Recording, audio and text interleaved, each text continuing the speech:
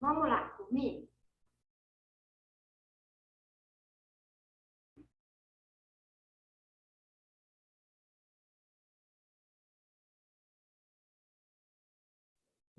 Ô, Débora, Oi. a Vitória consegue ver essas aulas onde? No YouTube ou nesse link aí? Primeiro e segundo horário no portal e terceiro, quarto e quinto no YouTube. Beleza, ela me perguntou Beleza? aqui. Aí, assim que eu entrar para subir eu até já coloquei no grupo o link do YouTube, né? Ah, tá, você colocou? Já coloquei mais atrás, né? Nos primeiros dias de aula lá. Mas qualquer coisa, depois da aula aqui, eu coloco lá de novo o link de acesso geral lá do YouTube. Tá bom, eu falo com ela. É Obrigada. porque é um link só, eu deixei ele como público. Então, se entrar lá, vocês conseguem ver qualquer aula que está lá. Não é específico da aula. Deixei mais Uhum. geral lá. Mas é muito importante ver essa aula, tá, gente? Na minha opinião, é a mais importante de todas as aulas aí dentro dessa disciplina, é a de hoje. E, infelizmente, deu esse problema aí da gente não poder estar É, na eu escola. até peguei o link aqui, mandei para ela de novo, falei com ela para tentar entrar, né, que tinha acabado o Uhum. outro. Aí ela me mandou, acabou de me mandar aqui que realmente não tá dando. Mas aí eu É creio que ela vai assistir depois, que ela me perguntou. isso. E é um problema, então, de atualização do Zoom dela. Aconteceu comigo uma vez aqui, eu tive que atualizar meu Zoom. Mas é demorado mesmo, né? Ela não consegue fazer isso rapidinho. Então, vamos lá. Vamos falar agora do lucro real. E aí, depois do intervalo, a gente vai praticar um pouquinho essa parte aí. Vamos lá.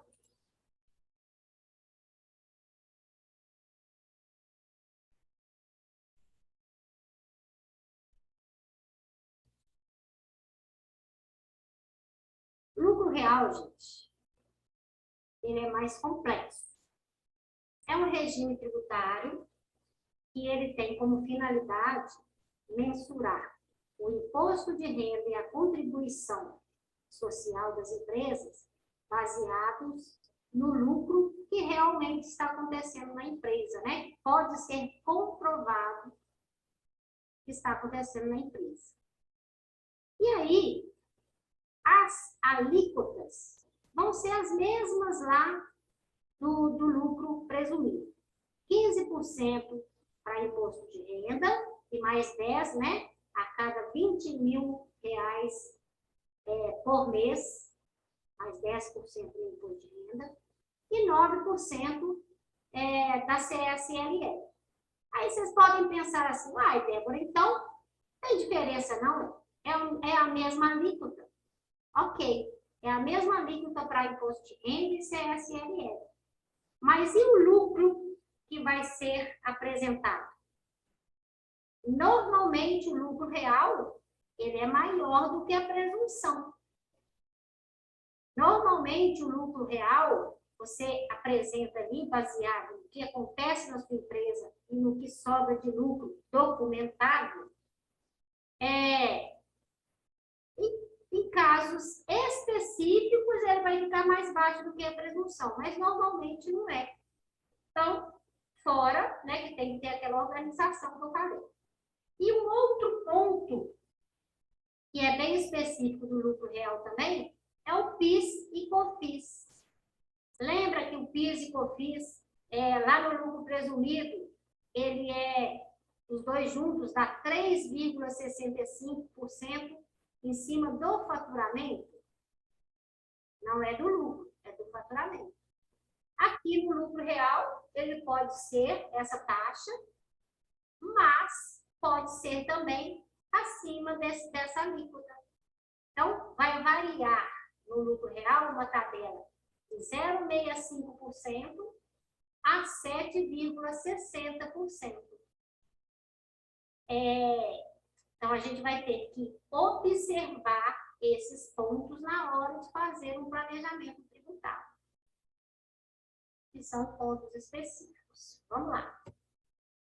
No lucro real, gente, o imposto de renda e a contribuição social do lucro líquido é definido por meio do lucro contábil da empresa, ou seja, aquele lucro que realmente a contabilidade apresenta.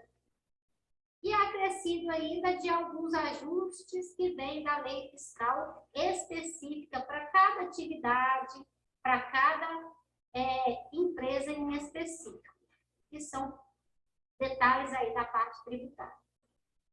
E o lucro real, ele é obrigatório para toda empresa que fatura mais de 78 milhões anual. Faturou 78 milhões anual, não tem opção de Simples Nacional, não tem opção de lucro presumido. Já é automaticamente enquadrado no lucro real. Um outro ponto também que acaba sendo enquadrado automático em lucro real. Empresas que são de atividade financeiras, bancos, cooperativas, factoring, empresas que lidam com operações financeiras não podem ser enquadradas, nem no Simples Nacional, nem no lucro presumido. Caem diretamente na força do lucro real. Aí não é opção, aí é encarar a realidade e trabalhar aí apresentando toda a documentação, organizando a parte contábil da empresa para calcular corretamente o lucro apresentado pela empresa, porque a tributação vai ser estipulada em cima deste lucro que realmente aconteceu. Por isso o nome lucro real. Então, devido a essas variações de tarifas, de alíquotas que são pagas em cima do lucro real, esse regime ele é considerado, todos os regimes tributários, o mais complexo. Porém, ele é mais adequado, por incrível que pareça, para empresas, por exemplo, que têm uma margem de lucro menor do que 32%. Aquelas empresas, gente, que faturam muito, mas que têm um alto gasto, uma folha de pagamento alta, um manuseio interno da empresa é alto, e na hora de calcular os lucros, mesmo com aquele faturamento enorme, mas aí vem a saída, né? Os custos muito grandes também, a margem de lucro fica pequena, abaixo de 32%. Quando a gente faz a análise, a comparação, o lucro real, ele vai cobrar menos do que o lucro presumido, acreditem. Então, assim, pode existir caso que a empresa prefira optar pelo lucro real, baseado exatamente nisso, nessa questão aí do lucro ser pequeno, então as tarifas do lucro real compensar mais do que se fizeram a presunção em cima de faturamento, igual a gente viu que é feito lá no lucro presumido. O faturamento for muito alto e o lucro for pequenininho, eu vou pagar em cima da presunção do faturamento? De maneira nenhuma. Compensa mais eu pagar com o lucro real, embora seja mais complexo e mais trabalhoso. E ainda é obrigatório para algumas atividades, igual eu falei, né? Que movimentam aí finanças. Aqui alguns exemplos: instituições bancárias, sociedades de crédito, corretoras, caixas econômicas, empresas de arrendamento mercantil, cooperativas, empresas de seguro privados e capitalização, empresa de previdência privada e várias outras. Movimentou aí atividades financeiras, não tem opção, já cai direto no lucro real. Faturou mais do que 78 milhões anuais, já cai direto no lucro real. Tem o lucro pequeno e o faturamento alto, não cai direto, mas pode optar pelo lucro real. Então, são análises que precisam ser feitas na hora do planejamento tributário. Por isso, eu falei tanto em todas as aulas aí da necessidade da gente conhecer a empresa para a gente saber aí qual é o melhor enquadramento tributário para a minha empresa e através de brechas à lei ou através do caminho legal, nunca sonegando, mas sempre buscando melhoria e pagamento de tributo mais justo. É o que a gente precisa fazer dentro do planejamento tributário. E é conhecendo esses dados aí que a gente consegue fazer isso. E o último é aquele regime que eu brinco que ele é punitivo. Por que eu falo que é punitivo? Supondo que a minha empresa, eu faço um cálculo e vejo que se eu for pagar pelo lucro real, eu vou pagar muito mais do que pelo lucro presumido. Aí eu opto pelo lucro presumido, mas com alguns critérios assim não tão claros que a fiscalização aceite. Eu presumo o meu lucro de uma maneira lá que não ficou muito clara para o fisco, né, para a Receita, ou eu não tenho documentação para apresentar para confirmar aquele faturamento que eu coloquei ali. A Receita começa a perceber que eu faturo muito mais do que aquilo, que eu não deveria estar enquadrada no lucro presumido, ou que a minha presunção está calculada errada. Eu tinha que colocar uma presunção maior do que eu fiz. Ou seja, a Receita, ela percebe que tem alguma coisa que não está batendo. Ela cisma aí de alguma fraude contábil ou de alguma dissimulação, que não pode, a gente pode simular, mas a gente não pode dissimular, né, dentro da contabilidade. Ou seja, a fiscalização, ela não concorda com aquilo que foi apresentado. E aí pede, logicamente, as confirmações, as comprovações da empresa, e a empresa não tem aquela documentação para apresentar e conseguir convencer a Receita que está tudo em ordem. Como que faz para cobrar o tributo desta empresa? Visto que ela optou pelo lucro presumido, por exemplo, ou pelo Simples Nacional. Acontece mais com o lucro presumido, mas pode ser com o Simples Nacional. Apresenta um faturamento e a Receita começa a questionar. Não, peraí, você faturou muito mais do que isso, pelo que a gente está acompanhando aqui na documentação. E a empresa não consegue confirmar, o fisco não aceita a forma que foi apresentada. Como tributar? Aí existe o lucro arbitrário. O que é o lucro arbitrário? A empresa, ela vai ser enquadrada nesse tipo de apuração até que ela consiga provar aí que realmente estava equivocado e que o certo é o certo. O lucro arbitrário, ele constitui, então, uma hipótese excepcional do cálculo do imposto aí, e é aplicado sempre nas seguintes condições. Ó. Quando o tributante, por exemplo, ele for obrigado à tributação do lucro real, mas não mantiver escrituração na forma das leis, tanto comerciais e fiscais, ou se esse contribuinte deixar de elaborar, por exemplo, as demonstrações financeiras exigidas pela legislação fiscal. Então, ele estava obrigado à tributação do lucro real, mas aí ele tentou enquadrar em outro lugar e não apresentou a documentação necessária. Vai ser aplicado o lucro arbitrário nele.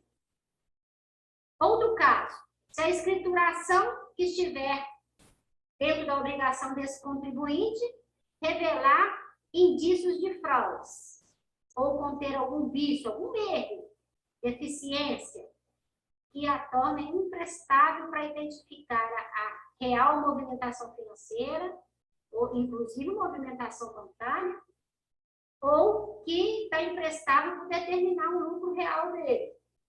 E aí, como fazer? Aplica-se o lucro arbitrário.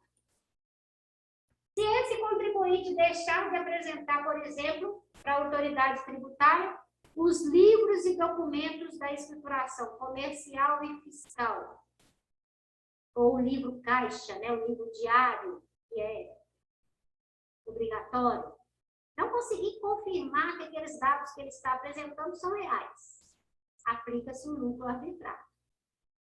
Se o contribuinte optar indevidamente pela tributação do lucro presumido sem poder, que tinha que ser do lucro real, aplica-se o lucro arbitrário. Se o comissário ou representante de empresa estrangeira deixar de escriturar e apurar o lucro da atividade separada do lucro comitente residente ou domiciliado no exterior. Isso para empresas que têm filiais aqui e no exterior, e não fizer uma apresentação de escrituração separada, que tem que ser feita, tentar passar tudo junto, aplica-se o lucro arbitrário. Se o contribuinte não mantiver em boa ordem e seguindo as normas todas recomendadas dos preenchimentos do livro-razão, ou fichas, utilizadas para resumir e totalizar por conta ou subconta aqueles lançamentos que a gente faz lá no diário. Se tiver alguma coisa errada na escrituração aí, aplica-se o lucro arbitrário. Então, o lucro arbitrado, quando a fiscalização conhece a receita bruta dessa empresa, da pessoa jurídica, ele vai ser determinado a partir da aplicação dos mesmos percentuais previstos para fim de apuração lá do lucro presumido, acrescido, porém, de 20%, que seria aí a multa em cima do valor lá do lucro presumido, em cima da receita bruta dessa empresa. Por que isso? Como penalidade por desorganização ou fraude contábil. Então, olha só, se não consegue apresentar a documentação correta, se tentou fraudar, se tentou encaixar no regime de tributação e não se enquadra dentro da lei, existe esse lucro arbitrário, que é calculado em cima da receita bruta da empresa, passe aí o cálculo da presunção dessa receita e aplica mais 20% como punição por essa movimentação irregular. Assim é chamado lucro arbitrário. Ficou dúvida, gente, em relação ao lucro real e ao lucro arbitrário dessa terceira parte?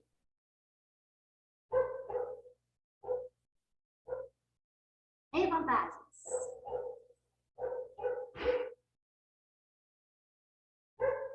Estão aí? Um pouco, Benco, é um pouco, bastante coisa, né? Mas não... E olha, é um pouco... E olha, Aline, que está bem resumido, hein? Mas é uma matéria profunda, extensa. Mas a gente vai fazer alguns exercícios práticos ali com essa base, e aí vai dar para fixar bem. Mas qual que é o ponto principal de tudo isso que a gente está conversando aqui? Primeira coisa, conhecer bem a empresa. Saber faturamento, saber custos, saber margem de lucro, para saber enquadrar essa empresa adequadamente no regime tributário. Outra coisa, manter a organização e controle da questão contábil da empresa. Viram o porquê que a Débora fala tanto da necessidade da contabilidade ser uma coisa muito bem feita? Porque ela vai ser útil em muitos pontos, principalmente nessa parte de tributação. E olha que a tributação, ela é bem representativa em relação a pagamento, a custo geral da empresa.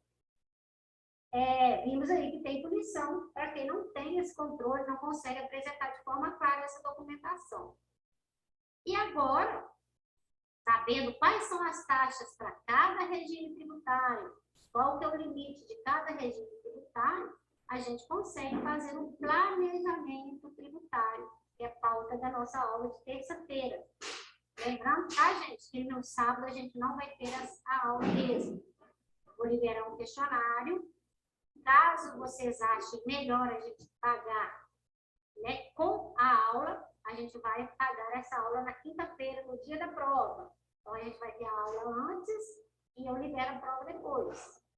Se vocês acharem que não é necessário, a gente cumpre a carga horária aí baseada no fechamento do questionário. E aí a gente vai conseguir ter essa visão desse planejamento, pelo menos a parte básica, tá? Não é a parte muito profunda, né, Aline? A parte básica já é bastante informação, né? Então, se a gente aprofundar muito aí, já passa a ser mais a área contábil e tributária. Nós, da administração, a gente tem que ter essa base e esse entendimento aí. Então, olha só, vamos fechando aqui esse terceiro período. Então, em resumo, as diferenças entre os regimes tributários estão em relação aos tributos em cima do lucro.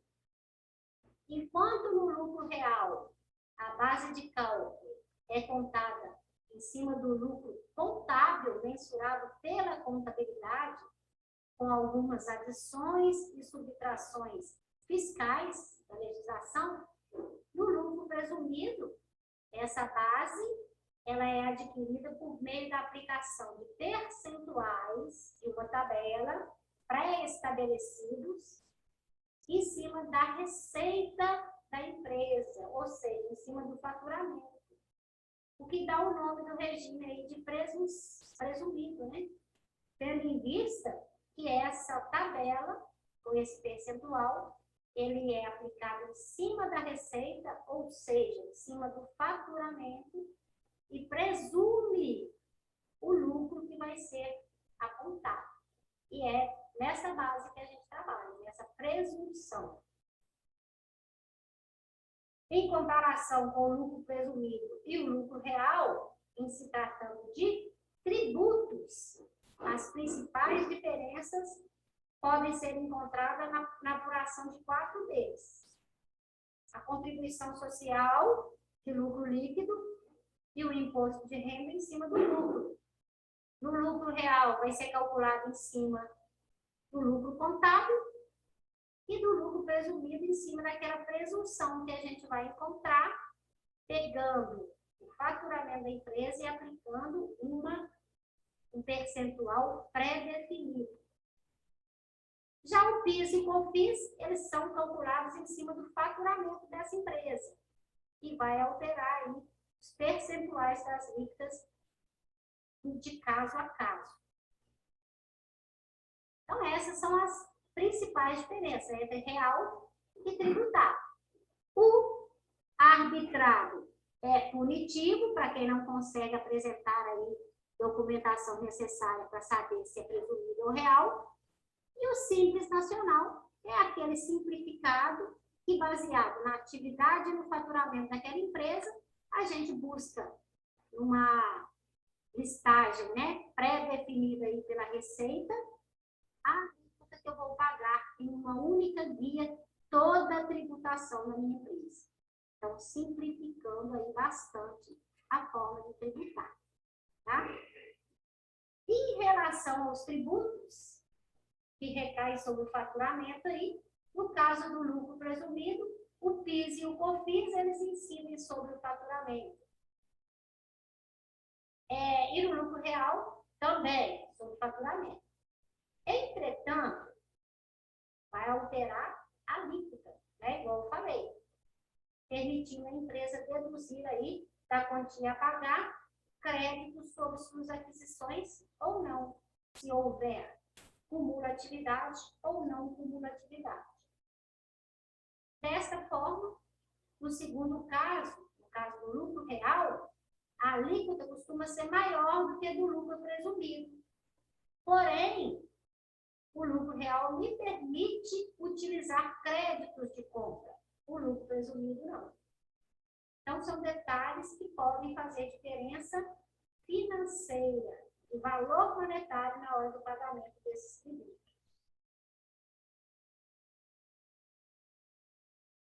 A contribuição social, ela é uma alíquota de 9%, independente de ser real ou presumido, a alíquota é a mesma. E ela é aplicada aí, tanto no lucro real quanto no lucro presumido e também no lucro arbitrário. Segue esse padrão aí baseado na lei 7.689, que fala tudo sobre essa contribuição social em cima do lucro líquido das empresas. E o PIS/PASEP? PIS/PASEP também é contribuição, a gente falou bastante deles aí nas aulas anteriores. Está lá na Lei Complementar 0770, como forma de financiar o programa de integração social, que é voltado aí para a promoção da integração do empregado na vida e desenvolvimento das empresas. Atualmente, depois que teve, né, a Constituição Federal de 1988, está escrito lá no artigo 239, que o produto de sua arrecadação, ou seja, o valor arrecadado do PIS/PASEP, é destinado ao financiamento do programa de seguro-desemprego, do abono salarial do PIS/PASEP, de programas de desenvolvimento econômicos financiados pelo Banco Nacional de Desenvolvimento Econômico e Social, o BNDES. Atualmente, né, existem algumas leis federais que complementam esse assunto do PIS/PASEP. Que são essas aí, né? 9.715, a 10.637 e a 10.833. Então, também paga aí pelas empresas calculados aí no regime tributário. Bom, gente, o PIS/PASEP, né? Na verdade, ele é um adicional da COFINS e, em via de regra geral, ele segue o mesmo regime de incidência do COFINS. E as alíquotas dele variam um pouquinho aí. O PIS/PASEP cumulativo, ele é usado em cima do faturamento em 0,65%. O não cumulativo, em cima da receita bruta, né, que é o faturamento, de 1,65%. E o PIS/PASEP importação, 1,65%. É a alíquota base aí, que é paga pelas empresas em cima aí do lucro, né, no caso do faturamento de cada uma das empresas na hora do pagamento da tributação geral. Vimos que no regime tributário simples nacional, o PIS ele é incluso naquela guia única. E que em alguns casos de faturamento bem baixinho, ele é isento para muitas empresas. Mas ele já está incluso no pacote do Simples Nacional. A COFINS, né, ela é cumulativa e incide sobre o faturamento. A legislação aplicável dela, né, a lei que fala dela, está lá na Constituição Federal e tem a Lei Complementar 70, de 1991, e algumas medidas provisórias que falam bastante aí sobre a COFINS, sobre a aplicação da COFINS, etc. A alíquota normal da COFINS é de 3%. A base de cálculo é a soma da receita bruta de mercadorias e serviços, tirando aí o IPI e vendas canceladas, né? Então, a base de cálculo da COFINS é o faturamento menos valor de IPI. Então, gente, esses 4 regimes tributários vão fazer toda a diferença do valor monetário que as empresas vão desembolsar aí para ficar quites com a parte aí tributária, né, com o fisco. vão trabalhar dentro da lei, vão trabalhar cumpridores dos seus deveres e evitar muitos desgostos aí. E é preciso ser feito, e é preciso ser feito de maneira correta, de maneira clara. A gente viu que se não tiver clareza na apresentação da documentação, existem punições financeiras. Então, a gente utiliza o planejamento tributário para entender e optar pelo melhor regime para a nossa empresa.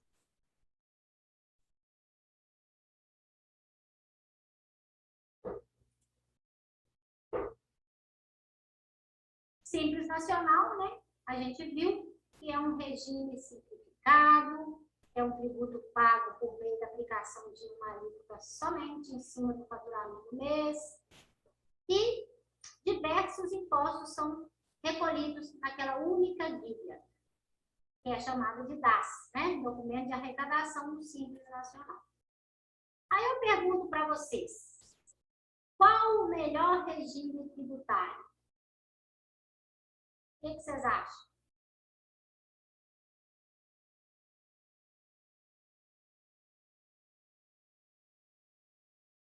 Vocês estão aí mesmo?